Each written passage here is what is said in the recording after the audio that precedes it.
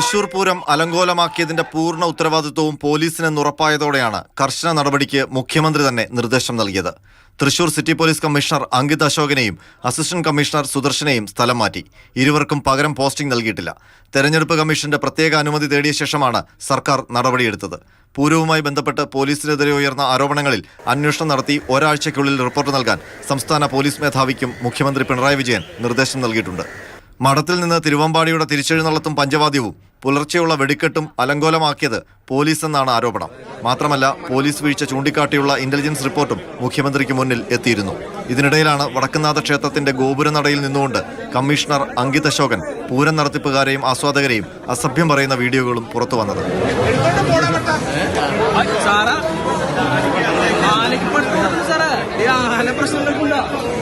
പൂരം അലങ്കോലമായത് സർക്കാരിന് മാത്രമല്ല, കടുത്ത പോരാട്ടം നടക്കുന്ന തൃശൂർ മണ്ഡലത്തിൽ ഇടതുമുന്നണിക്കും ചില്ലറ പ്രതിസന്ധിയല്ല സൃഷ്ടിച്ചത്. പോലീസിനെതിരെ ആരോപണവുമായി ഇടത് സ്ഥാനാർത്ഥി സുനിൽകുമാറും രംഗത്തെത്തിയിരുന്നു.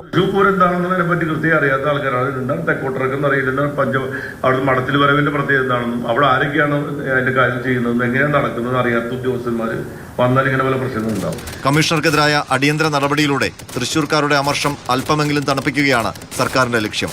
പൂരച്ചടങ്ങുകളുടെ തുടക്കം മുതൽ പോലീസ് എടുത്ത നടപടികളിലും വ്യാപകമായ പരാതി ഉയർന്നിട്ടുണ്ട്. R Ananthakrishnan, Mathrubhumi news, Thiruvananthapuram.